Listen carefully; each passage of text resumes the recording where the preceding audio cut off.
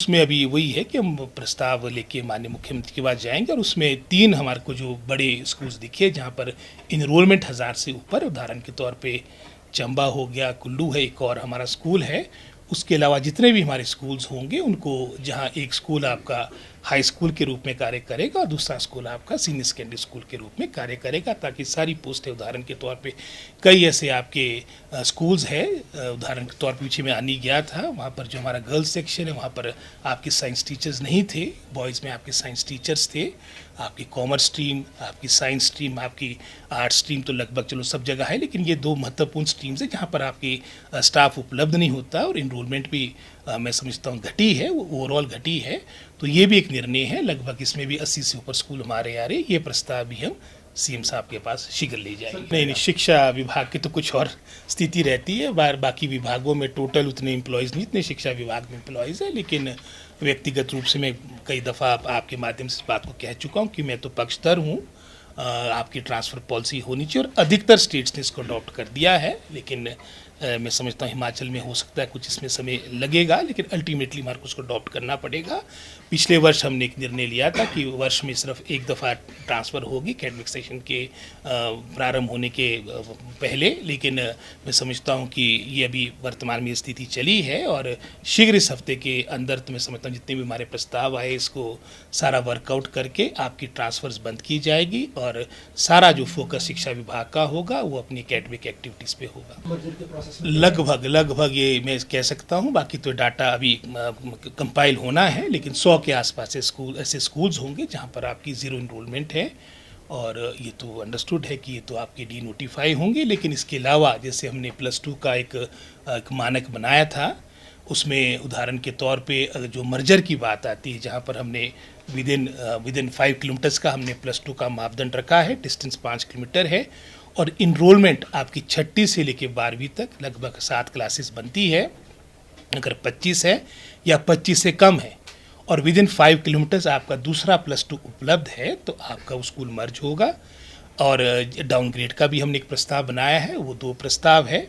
और अगर आपकी इनरोलमेंट आपकी 10 से कम होती है और आपकी +1 +2 में, तो वो भी आपका स्कूल आपका एक तरह से जो दोनों क्लासेस है +1 +2 की, पर डिस्टेंस उसमें ये अवश्य देखना पड़ेगा। अगर डिस्टेंस 5 किलोमीटर से ऊपर है तब तो स्कूल कंटिन्यू करेगा, लेकिन अगर 5 किलोमीटर से कम है तो उसको भी हम मैं समझता हूँ उसको मर्ज करेंगे, उसको दोनों क्लासेस को मर्ज करेंगे। और जहाँ तो 5 से कम की आपकी संख्या बनती है +1 +2 में, उसमें हम डिस्टेंस नहीं देख रहे हैं, उस स्कूल को हम डाउनग्रेड करें। और इसी तरह के मानक हमने हाई स्कूल के लिए बनाए हैं। और जहाँ तक तो मिडिल और प्राइमरी की बात है, वो तो पहले से लेके मैं समझता हूँ हमने लगभग 5 का रखा है उसमें इनरोलमेंट का प्राइमरी स्कूल्स का, और डिस्टेंस 2 किलोमीटर का है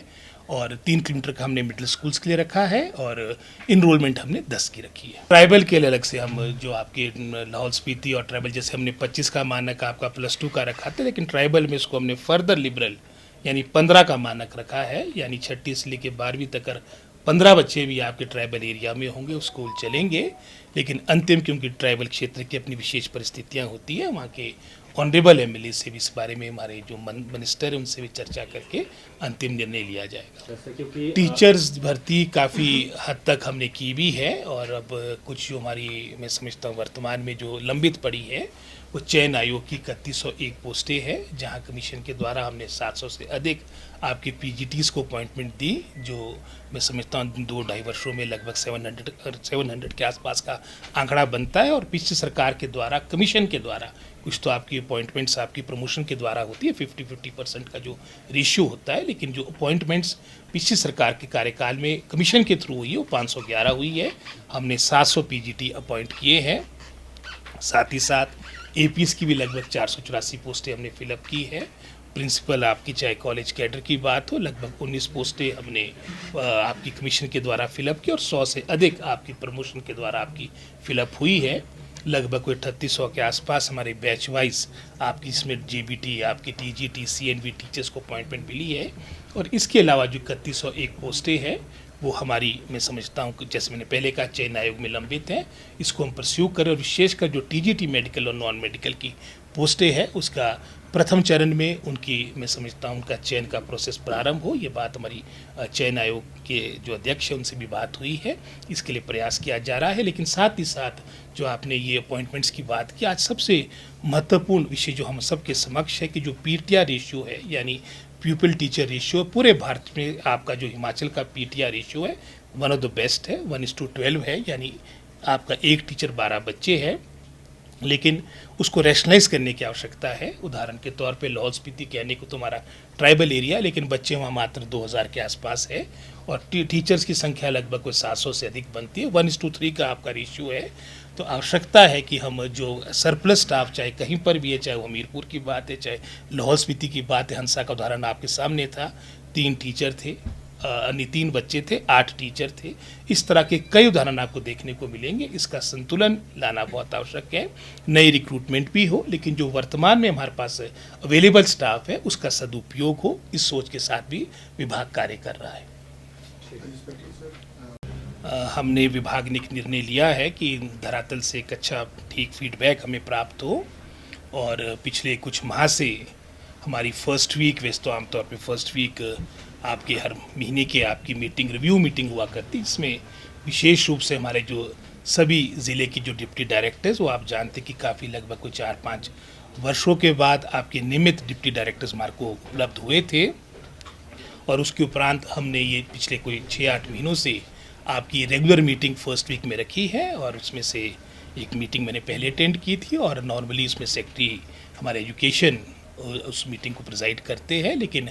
कल का जो विषय था वो महत्वपूर्ण था, जिसमें विशेष रूप से जो हम कंसोलिडेशन का कार्य में, आप जानते हैं कि हम वर्ष 2023 से प्रयास कर रहे हैं कि अपने डिपार्टमेंट को स्ट्रेंथन करें, तो उससे संबंधित हमारे को धरातल से हर ज़िले से प्रॉपर जानकारी प्राप्त हो। तो उसमें मैं समझता हूँ कंसोलिडेशन, चाहे उसमें हम मर्जर ऑफ स्कूल्स की बात करें, चाहे उसमें हम डाउनग्रेडिंग ऑफ स्कूल्स की बात करें, उसमें विस्तार से डिप्टी डायरेक्टर से इंफॉर्मेशन प्राप्त की गई है और शीघ्र मैं समझता हूँ जिसमें हमने कुछ उसमें क्वेरीज लगी, कुछ उसमें विशेषकर जहाँ पर कुछ मैं समझता हूँ जैसे उदाहरण के तौर पे कुछ नेचुरल बैरियर्स की बात है, उसमें डिप्टी डायरेक्टर्स को कहा गया है कि वो व्यक्तिगत रूप में उन सब जगहों में जाएंगे जहाँ पर आपके इस तरह की बैरियर्स है और विद इन नेक्स्ट 10 डेज़ वो आप रिपोर्ट सबमिट करेंगे। 25 मई की हमने डेट रखी है और उसके उपरांत, क्योंकि पिछली कैबिनेट में जो पिछले महीने कैबिनेट हुई थी उसमें माननीय कैबिनेट ने माननीय मुख्यमंत्री जी को और मुझे उसमें अधिकृत किया था कि इसमें अंतिम निर्णय जो आपके स्कूल्स की कंसोलिडेशन की बात है और स्ट्रेंथनिंग की बात है, मर्जर ऑफ स्कूल्स की बात है, निर्णय लेंगे। तो एक तो ये महत्वपूर्ण मैं समझता हूँ कल की हमारी चर्चा रही। साथ ही साथ आप जानते हैं कि युक्तिकरण ये भी एक इम्पॉर्टेंट पार्ट है और कहीं ना कहीं ये भी कंसोलिडेशन के साथ जुड़ा है। इसमें पीछे लगभग कोई 450 के आसपास हमने टीजीटीज़ की आपकी युक्तिकरण के माध्यम से, रैशनलाइजेशन के माध्यम से जो सरप्लस स्टाफ था उनको उन क्षेत्र में भेजा था जो दूर दराज के क्षेत्र थे, लेकिन उसमें कुछ त्रुटियां रही क्योंकि आप जानते कि शायद ये प्रथम बार इस तरह का प्रोसेस हुआ था और उसमें लगभग कुछ 425 या 26 थे टोटल जो टीजीटीज़ थे आपके अलग अलग श्रेणी के, उसमें से मात्र क्योंकि बीच में हमने ऑर्डर्स विड्रॉ कर दिए थे 70 लोगों ने ज्वाइन किया था। वो भी हमने पिछले परसों ये आपके विड्रॉ कर दिए ऑर्डर्स। अब लगभग वो सभी अपनी पुरानी स्थिति में आएंगे और जो इच्छुक नहीं होंगे, जो वर्तमान में जहाँ लगे हैं कार्य करना चाहते हैं, तो उनको वो भी उसमें आज्ञा दी गई है। लेकिन भविष्य में इस तरह की मैं समझता हूँ ये रैशनलाइजेशन पॉलिसी हो जहाँ कहीं ना कहीं जो हमारे उसमें इन्वॉल्व स्टेक होल्डर्स हैं उनको भी उसमें उनके ज़िले में उदाहरण के तौर पे कुछ इस तरह के उदाहरण भी देखने को मिले जहाँ सिरमौर के टीचर को या चंबा के टीचर को परस्पर आपस में ट्रांसफ़र कर दिया गया रैशनलाइजेशन के माध्यम से। तो हमने यही कहा है कि इसमें पहली प्राथमिकता उस ज़िले की हो। इस तरह का फीडबैक डिप्टी डायरेक्टर्स अपने ज़िले का तैयार करें कि जहाँ पर आपकी सीटें आपकी सरप्लस हो चुकी है और कहाँ कहाँ उन सीटों की आवश्यकता, उन पोस्टों की आवश्यकता है, वो जानकारी उपलब्ध करें। अगर वो विद इन डिस्ट्रिक्ट नहीं है, उदाहरण के तौर पे अगर हम कांगड़ा की बात करेंगे, अगर कांगड़ा में टीचर सरप्लस हो गया तो पहली प्राथमिकता हर आदमी की अपने घर की होती है। अगर वो कांगड़ा में उसकी एडजस्टमेंट होती है वेल एंड गुड, नहीं तो चंबा एडजॉइनिंग डिस्ट्रिक्ट बनता है जैसे शिमला के लिए, क्योंकि नॉर्मली हमारे 4-5 ज़िले हैं जहाँ पर आपकी स्टाफ की समस्या रहती है। तो उसमें जैसे मैंने शिमला का उदाहरण दिया, तो बिलासपुर का जो हमारा टीचर सरप्लस हुआ है, अगर वो बिलासपुर में उसकी एडजस्टमेंट नहीं होती है तो उसको हम शिमला में उसको एडजस्ट कर सकते हैं, सोलन सिरमौर में कर सकते हैं। तो इस तरह का हमने एक प्रपोजल डिप्टी डायरेक्टर को बनाने को दिया है। ये तो खैर नेक्स्ट मंथ में जो हमारी मीटिंग होगी आपकी एजुकेशन डिपार्टमेंट की, इस तरह की जो रिव्यू मीटिंग हमारी फर्स्ट वीक में होती है, इस दफ़ा तो खैर आपकी ये 14 को हुई है, तो उसमें प्रॉपर जानकारी के साथ ये यहाँ पर डायरेक्टरेट आएंगे। लेकिन वर्तमान में कंसोलिडेशन हमारे मैं समझता हूँ विभाग की पहली प्राथमिकता है, और इसके बारे में शीघ्र मैं समझता हूँ, जैसे मैंने कहा कि 25 मई तक ये आपकी पूरी रिपोर्ट ये हमारे स्तर तक पहुंच जाएगी, और उसके उपरांत हम ये रिपोर्ट माननीय मुख्यमंत्री से चर्चा करके हम आगामी कार्रवाई करेंगे। फेसबुक पर पोल स्टार हिमाचल का पेज लाइक करें और यूट्यूब पर हमारा चैनल सब्सक्राइब करना ना भूलें।